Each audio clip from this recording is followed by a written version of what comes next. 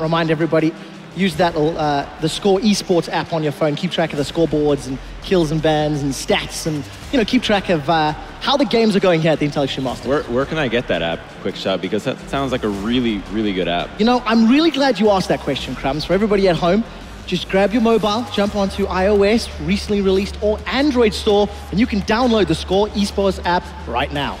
We're into picks and bans, and in Rated, now that we've got the business out of the way, Zed, Lulu, Victor, same bans from WE. They are not wanting to give any of those champions over to their opponents. I feel like the second game was just not in a comfortable style for World Elite. I feel like they're going to fall back to kind of the same champion composition they were in the first game, because it worked for them up to the point where TSM just took over and had two really good team fights and just snowballed it from there. They were ahead essentially for a long time, so I feel like the composition is going to be a similar playstyle than before. Finally, we see the Sivir first pick. I was hoping during the preparation for this game, that the teams would prioritize this champion. And, this now makes the Maokai a little less effective with TSM locks it in. Just because of the spell shield, you're not going to be able to twisted advance onto the Sivir. And the Morgana allows for the Maokai to be a little bit better.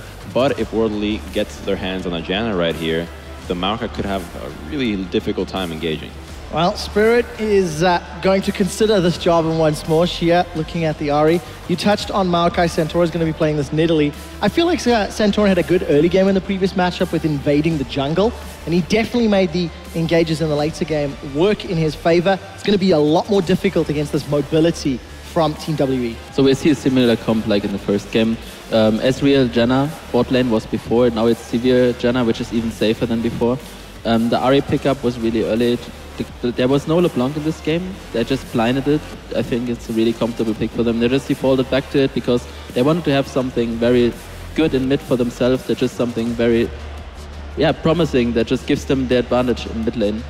Well, something that has garnered TSM an advantage in the past is that Lucian and Annie both securing wins for TSM. Lucian is locked in. Really strong lanes for the TSM, but what I want to see from World Elite here is a speed comp of Rengar. Rengar is really good against Annie because you can get the jump on her. Against a hard engage composition that is fragile, such as the one that TSM is running with the Annie and the Nidalee, if you get the jump on them first, you will win these fights because you force the Annie to use cooldowns on the wrong targets. But, again, with the Jarvan, but hopefully their team composition makes a little more sense with the Sivir, the speed up Hecarim, so they might be able to pull it through this game. And for TSM, last pick, we're probably going to see a Lissandra again. Yeah, there is the Lissandra, like we said before. I feel like the rundown comp is still there, even though they don't have a Rengar. I think that the Jarvan Hecarim combo with the Sivir speed up and the Ahri follow-up in general just should work in their favor against the hard engage. The Lissandra might negate some of it because she can just go in and just disengage as good as possible. Dyrus can soak up a lot of damage, but I feel like the Annie will not work the same way it did in game one. Well, a couple of seconds left before we jump into the game. Slightly different decisions. Crumbs, do you think TSM has the better comp here? I think they do, but they have to recognize how fragile and where their damage is coming from. If they get locked down, the Maokai, before you had a Rumble, so you had almost a 5-threat composition with the AP on the Annie, you no longer have that. Yeah, TSM going all in with this one with their eyes on the cup. Can they bring it home? We'll find out in a quick second. I prefer.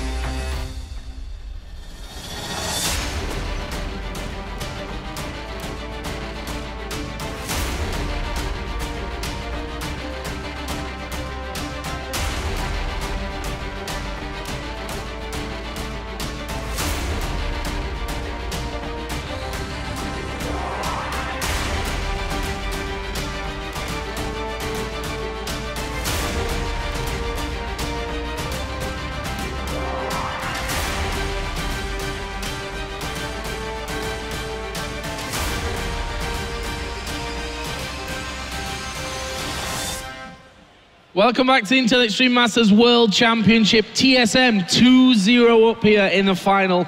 Just one step away from having that TSM name etched into the Intel Extreme Masters trophy. But before we get to, that later stage, possibly, got to talk about this game. We were talking, as we were watching picks and bans there, we don't think TSM has maybe hit their strengths here. I feel like it's a very risky composition they're running here, and by taking Nidalee early, even though you know World Elite likes to take Jarvan over the Nidalee, you didn't get the Janna, which I feel is very, very important against World Elite, because now look at their setup. It's perfect for them. Loads of engage here, a lot of mobility. You got disengage from the Janna, you got the pick potential off an Ahri, and from Team Solomid side, there's zero peel, so they're gonna have to rely on being able to hard engage on World Elite as well. If it happens the same as in game 1 where they fall behind, they won't have that vision to get the engages. Nidalee is a jungler who doesn't build side stones, so she won't really add in anything right there, and she doesn't really fit in with hard engage compositions because she want to sit back and poke, not jump into the backline with the likes of Lissandra and Annie. Yeah, I like the Aluka pickup. We did see him grab the Hecarim into Maokai against the GE Tigers, and he actually looked like he was doing quite well in that matchup overall, and he did find some good ultimates at the end. But I agree. I think that perhaps a Nami would have been a better support choice here. But, with Lustboy's exceptional performance on that champion in game 1, I suppose it is kind of justified, but the speed that we're going to see from WE with all of the Sivir ult coming in is going to make it really difficult to pull the same kind of tricks. And it's going to be so tough because late game you're going to have a QSS, maybe a Mikhails from the Janna, you're going to have spell sheet from the Sivir, and of course the ulti as well from a Janna to really avoid your backline dying. And that's going to make it nearly impossible for Bjergsen to find a target that doesn't have a cleanse or a way of basically avoiding his ulti. We're going to have to see how Team Solomid wants to play it, at least for now.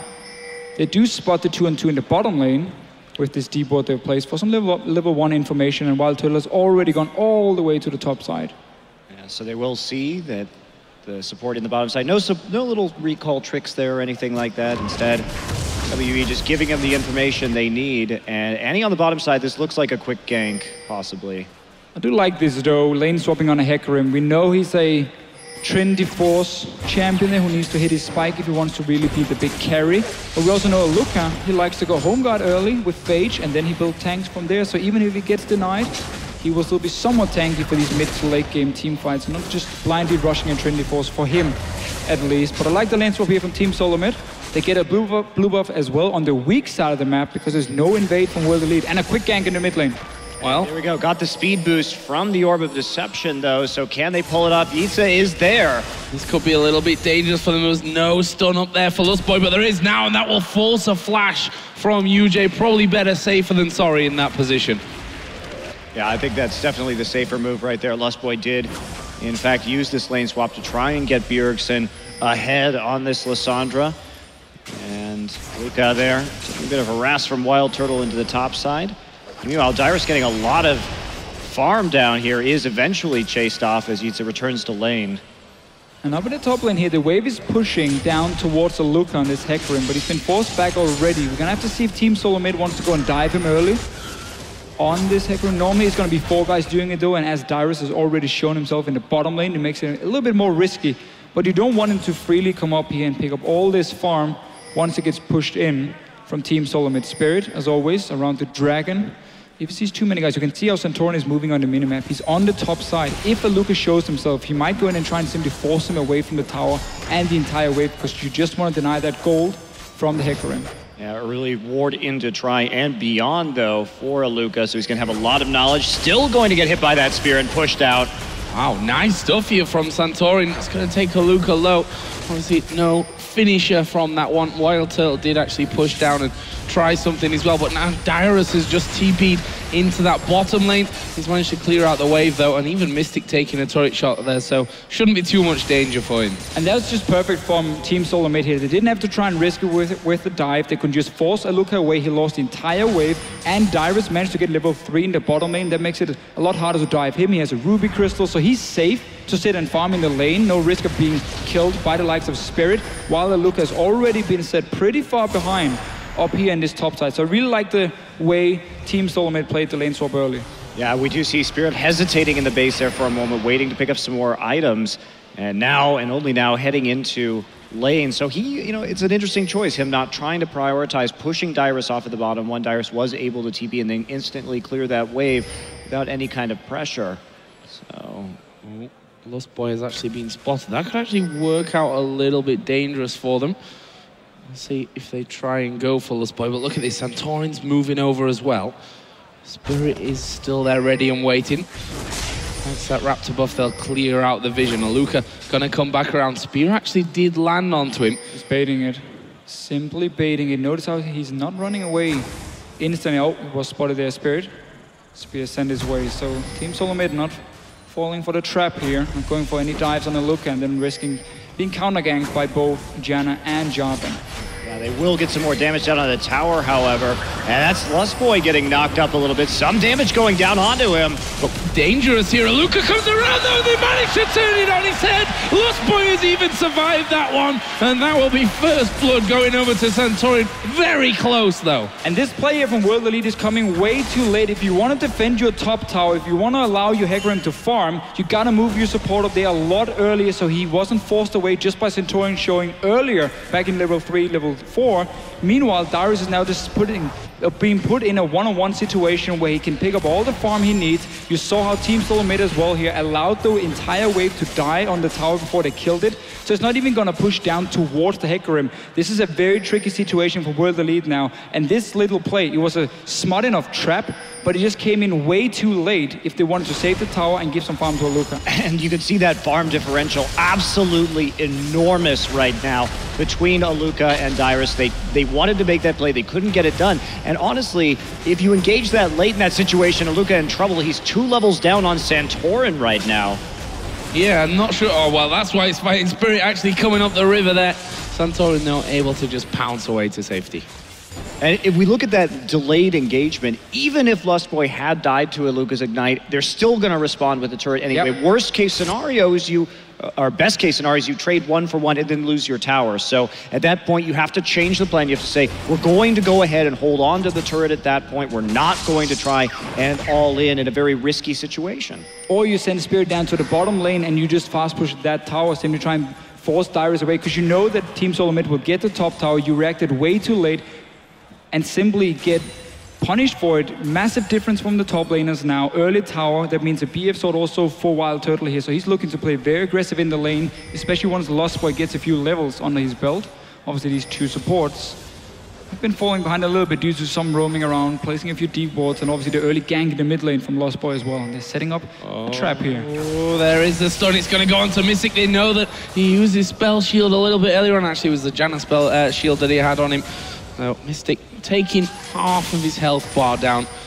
And that may mean a bit more pressure. In fact, it will mean a call-in coming out here from Wildturtle. YuZhe will block it all, but there's the dive in. Wildturtle almost taking YuZhe down. But here comes Spirit. He will try and loop around here onto Wildturtle, who uses that summoner heal. He's got a flash. I think he might have to use it. Actually, maybe not. That's a good... Oh, last second he had to use it. I was going to say a good stun from Lustboy onto Spirit to stop him chasing on through. Meanwhile, Santorin is pressuring around the blue buff. Yes, the different focus here from the 2 teams. Santorin, he went to the top lane to try and deny Aluka even more farm, and that's why Spirit could at least try to gank in the bottom side. They spotted him, went straight in here. Aluka is still sitting on only 16 CS. A massive wave is coming down towards his tower, but notice Santorin on the minimap. He keeps staying around this lane, which basically means they can dive this Hecarim. If he shows up, he's only level 4 at this point, he gets denied even more now. Wow, that is just an absolutely crazy differential. And, you know, WE trying for these more aggressive choices in this game, but the problem with that in a lane swap scenario is that if you fail them, you fall so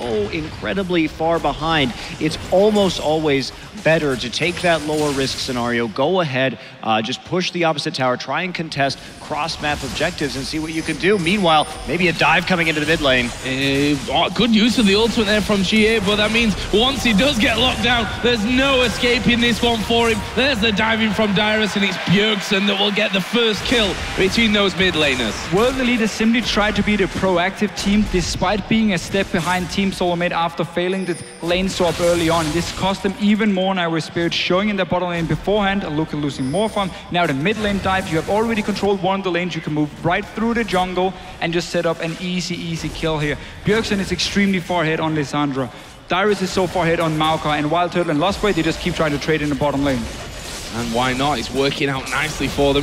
Lustboy getting a little bit low there, but is he going to come in? Tibber's not quite available for him as TSM will take their second tower of the game, shutting down that middle outer turret. I would prefer if they didn't trade in the bottom lane here, because you're winning the 2 soul lanes so hard already, and this is the only even matchup at this point. There's no reason to risk dying to Mystic on this Sivir.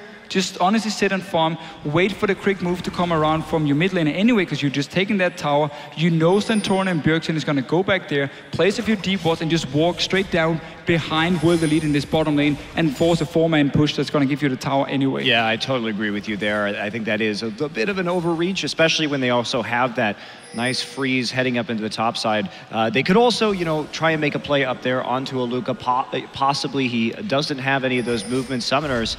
And with that Maokai and the hard CC, you have a lot of threat right there. Not to mention, they've got the deep pink ward. So Aluka in a very dangerous situation at the moment without very much vision at all. But it's not going to be capitalized on, at least instantaneously, by TSM. I almost feel sorry for him because he's been sacrificed by his team here. Yep. Not his fault. He did the only thing he could do. He walked up to the lane, saw there was a dive coming, backed away from the tower, and he's been doing that over and over, but there was just zero help, or when the help arrived, it was way too late, and just the wrong call by William. Yeah, it was the Hail Mary right there, basically, instead of trying for the safer play. And there we go, she is going to get found and eliminated. Yeah, Bjergsen following straight through. Spirit is there. He just started off his red buff and was like, oh guys, what's happening here? Wildturtle's actually recalling on that bottom side, so not pushing through onto that tower. Had every chance to get at least some turret damage down there after Mystic went to try and respond to this deep invade. Santorin and Lustboy setting up, trying to prey on Spirit. No vision in that brush, however. Well, now there is. Oh, Santorin's going to dive in there. As well. They're getting everything away. And says, thank you very much, Spirit. I'll take that. We just talked about how Bjergsen and Santorin is going to return to the mid lane, push it out, and just walk into the jungle of World Elite. They do exactly that. They get another kill. They put pressure on the bottom lane, force them to back away. Might even get one on Spirit. Why not? Well, the spear, kind of easy to land when someone's recalling right on top of your ward, but credit nonetheless. Santorin here, 2-0-1.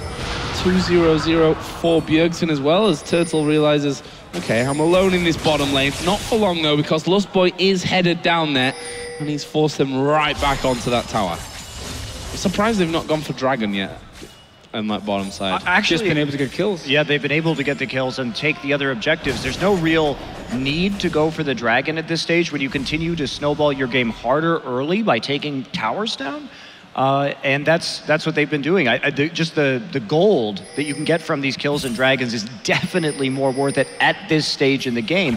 And honestly, TSM has done such a great job of snowballing the lane swap advantage they get out. And you rarely see teams give up lane swap advantages like this anymore because teams should know how to play this situation. And WE just absolutely bungled it.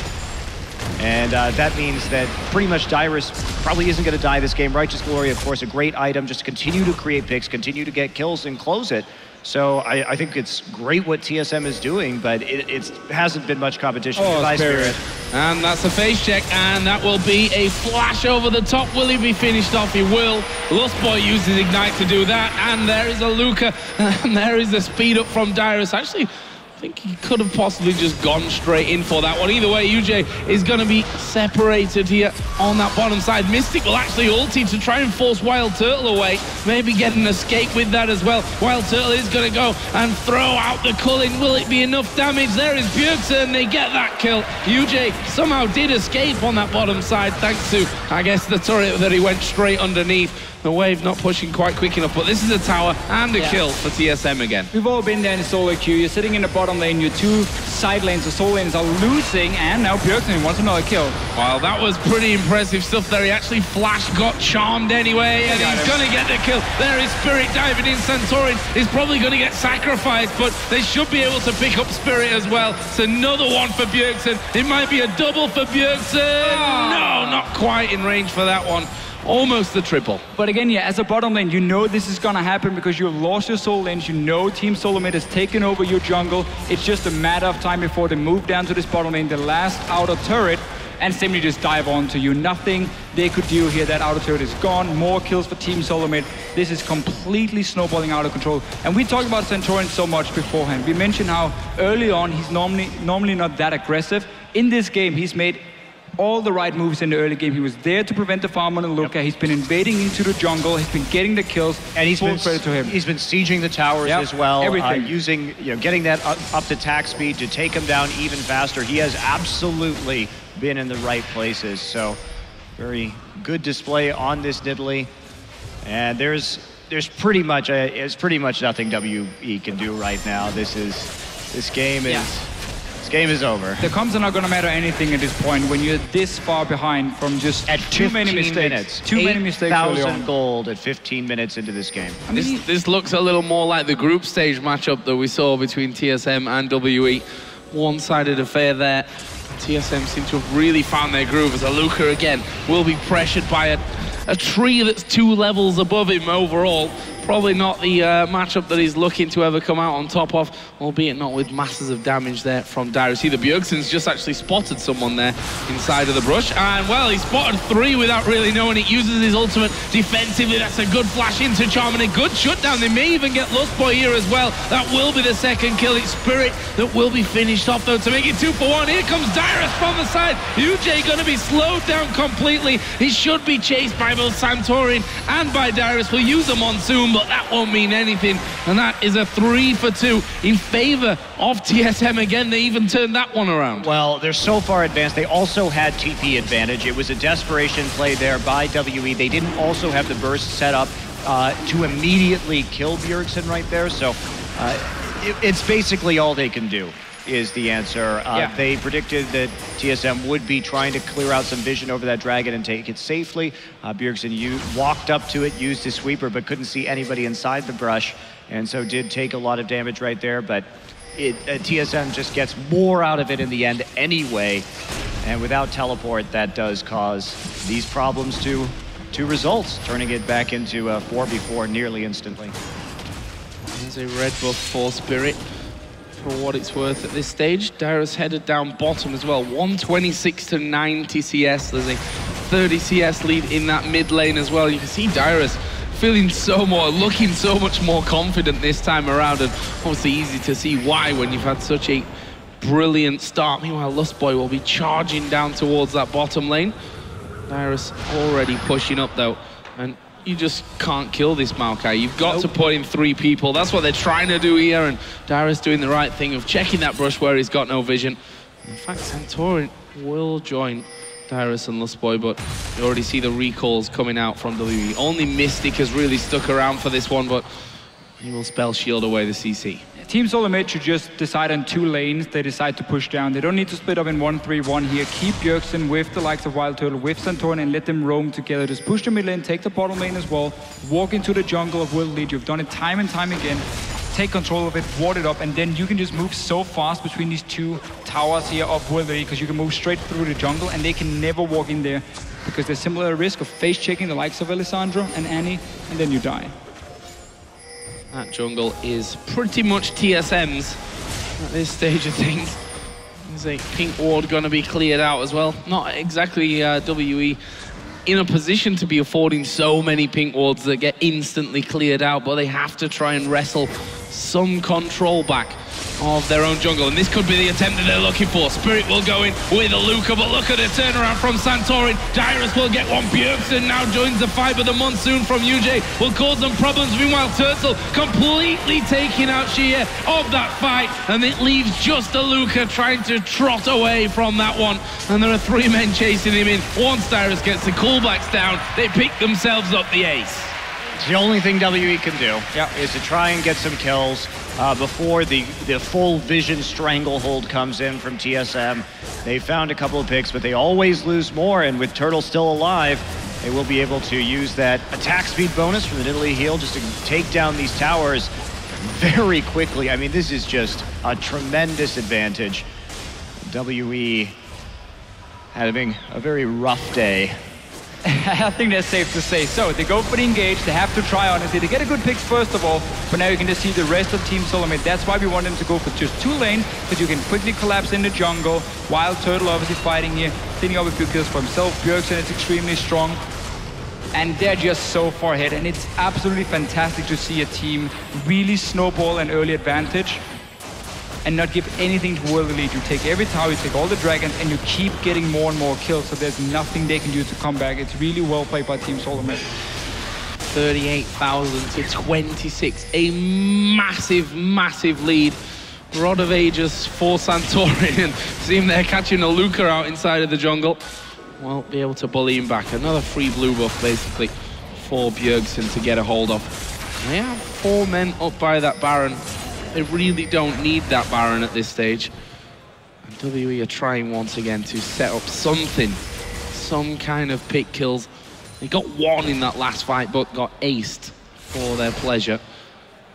Just TSM not going to fall for it. I mean, you're going to try and go for this This is a bit risky though. I don't feel like you need this Baron, but obviously Team Solomid want to try and force a fight, and they should be able to get it unless Spirit can maybe go for the steal, or he can die. Well, it looks more like he's going to die, but there is Xiye coming from the side. Bjergsen will use an early Zhonya's to get away from that one. Cataclysm actually helping them out, but only for so long. They do manage to pick off Lustboy. Santorin will... Oh no, he's not gone down. He's managed to stay alive there. Will heal himself. They pick off another one, and that is a 3 for 2. TSM was the plan from here. Pushing down the mid lane seems to be the way to go.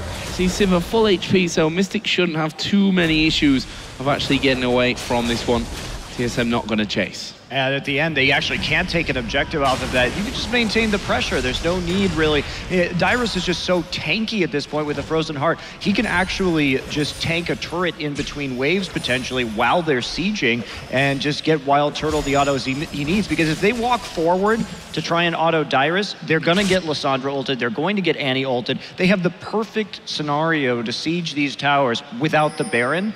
And instead, they go for the risky play. I mean, it's just going to delay the game a little bit. It doesn't actually change the outcome, but... Just a small warning for Team Solomid. They probably shouldn't do it again for now. Still a bit early in the game, and it gives that risk of the Baron being stolen, or maybe you get caught by a 5-man Hecarim multi inside the Baron pit itself. Now, Dragon is spawning 20 seconds. World Elite should not be trying to fight for this one. Go back to your own base here. Hope, honestly, that Team Solomid maybe go for a risky dive, or maybe you can catch them off if you set up a trap in your own jungle. That's your objective here, not fighting around the dragon itself. TSM actually pushing in. Santorin throws no spear. Thought he might be looking for that red, but had no actual vision on top of it. Meanwhile, that bottom wave has been pushed out completely. The only lane that still has an inner turret remaining, but they're going to back away, secure themselves another dragon. And there's no teleport for Aluka now, so you can see Dyrus has built up a massive wave here. Team Solomid just keep pushing that with him. They can very easily go to the bottom lane now and have a potential 5 versus 4, but it seems they want to reset the whole thing again. Wildturtle going back, let's see what he's buying. Just a longsword for himself, so they allow Aluka to push out this wave again, and they seem to be going back towards the Baron. They really don't have need to. This. The best strategy in this situation is not to let your ward line slip in the enemy jungle and just start sieging, because you have every edge in this game in terms of the composition, and there's pretty much no way they can safely engage on you. Just use the teleport advantage as well. I mean, Dyrus will even be able to push up and get some damage on a tower before he potentially need to teleport down in a 5 versus 4. If Aluka ever leaves that lane, well, the tower obviously will take that minion damage and from Dyrus itself. So I feel like Team Solomid at the moment is making it harder for themselves compared to what it have to be. And they should just go 4-man together, let Dyrus be pushed, take the last outer turret. You got your Nidalee heal, even a Ghost Plate on Lucian that can be popped over. Aluka could be pushed a little far up that lane, get him down to half. That means that they force them back, although there is no inner turret to be had in that top lane anyway. Dyrus may just finish off the last standing inner turret that World Elite have on the map, and then they're going to be confined to the base. But TSM, with that damage onto Aluka, have decided, okay, now is the safe time to back away. get ourselves a free dragon. Dyrus is still down bottom. Is he going to finish that tower? The minions will do the job for him. And look at that. Baron picked up in the nick of time. No real danger in that one. World Elite coming nowhere near them. In fact, they're in the mid lane trying to push that turret down. That's a nice use of the speed up, but and we'll get them away for now. Dyrus is still at the back of this dragon pit. Who are they going to go for? That was smart from Dyrus, keeping Xiye away from that one. Bjergsen will come in. These Zhonyas will be used for Xiye, but that will only delay the inevitable for him. And Bjergsen picks up the killing spree. He's now 8-2-5. His Lissandra this game and last game has been pretty damn on point. Well, that's why we often see it as a ban targeted at him. And certainly... with his champion pool, though, and it really wasn't that won this game either. Bjergsen's been playing great. He did have a good LeBlanc game in the end, too, in the first one. But that's not really the main contributing factor here. It's that massive Maokai that Dyrus has managed to develop in the top side. Yeah, it's team play, it's teamwork. It was a great lane swap executed perfectly from Team Solomid. That's why they got so far ahead and could start making these plays here, because it was also Dyrus who went from the top lane and dove onto the Ahri in the mid lane that secured the tower. Another kill, obviously. So just been great teamwork all around from Team Solomid here. And obviously the carries getting a lot of the kills is great for them as well. Now Baron buff, running 5 men together. Just gonna start pushing in. You have so much damage on these towers and so little World Elite can do to stop you. Aluka needs to recall, and you see there the spears from Santorin. But he's added a Void Staff in there now as well, so the poke is definitely real on that front, and there is Dyrus just gonna walk on in. They don't even need those minions at this point with how tanky Dyrus is, and that one will go down. He will take a couple more seconds, but not really a problem for them. It's because Wildturtle wasn't with the team. He was in that mid lane where they'll take down another inhibitor turret and probably push through for an inhibitor itself. And spread between the top one and that middle one. WE looking to try and get involved. They're going to go for Wildturtle. They'll actually get him low, but he will flash away from that. Santorin picks up the Rampage. Mystic and Spirit both low on the backside as well. Mystic will drop here finally, and that's 4 men down almost instantly as they try for one last engage. The stun comes in. YuZhe will be popped, and that is the 8th for Team Solomid. And with 20 seconds left on the clock, they are going to push straight through. There's the surrender. Team Solomid are the Intel Extreme Masters World Champions. And a great performance from TSM. They fell behind in game 1, but when they turned it around through that superior team play and finding the picks, they did not relent after that. This series was all TSMs in games 2 and 3. And just picking apart WE. They came into this tournament.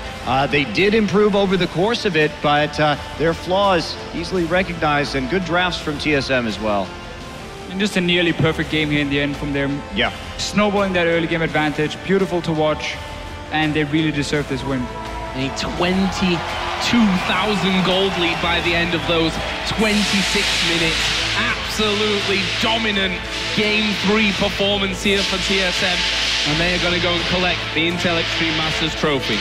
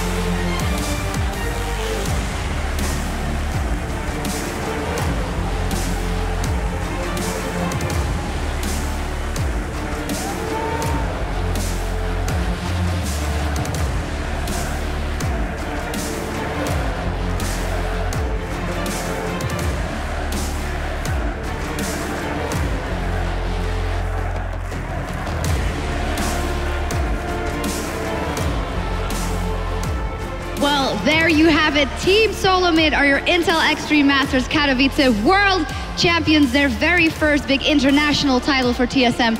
We got to put our hands together for that once again. Team Solomid does it here, and they end the tournament just like they started it on Friday by rolling over WE, and they just got better and better throughout this series. Yeah, I just feel like they were celebrating the win in-game.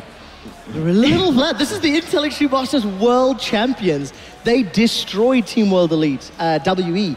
TSM exceeded, I think, everybody's expectations, that's fair to say. And while they walk away with the cup, Team WE have potentially an even bigger win in that this was the last place LPL team with substitutes that took down GE Tigers. They didn't look great on the final stage, let's be honest. TSM had their number. But a brilliant, brilliant performance from both of the teams on that stage. Yeah, and Rated had a good theory about that as well, because they're still a new team, WE, so this is great for them to begin with. And for Team Solomid, maybe if you just watched this last game, you would take some credit away from them, and I don't think you should. What an amazing international tournament for a team that has struggled with that in the past. Yeah, and certainly, and this is going to be a time that we can remember pretty much forever now, because they finally have won an international tournament, so congratulations to them. Yeah, and they're going to say it every single day, every single minute. No, praise where praise is due. And Trevor, you actually caught up on a nice stat about Lustboy as well. Yeah, we were just looking at it. Lustboy's got multiple IEM championships under his belt. He's won Champions Korea, got a second place in there as well, got a WCG title. Lustboy as a support is this quietly amassing medals and trophies for his cabinet. And I think a large part of TSM's victory this weekend was thanks to Lustboy. Yeah, and maybe quiet in real life as well, but very vocal on Twitter, and he also got his hands on the cup. Yeah. I feel like World Elite has a lot to grow into. They have shown really a big amount of potential this tournament, and they have shown that someone that comes in as not a favorite, as kind of the underdog, can make it through, beat the favorites, and at least get into the final. But big shout out to TSM. They were really doing a great job at keeping them in control and not letting them overtake their whole. Yeah, and WE can be proud. They're getting their medals there and their check from George Wu from Intel, closing everything off. You know, it must be disheartening at this very moment, but they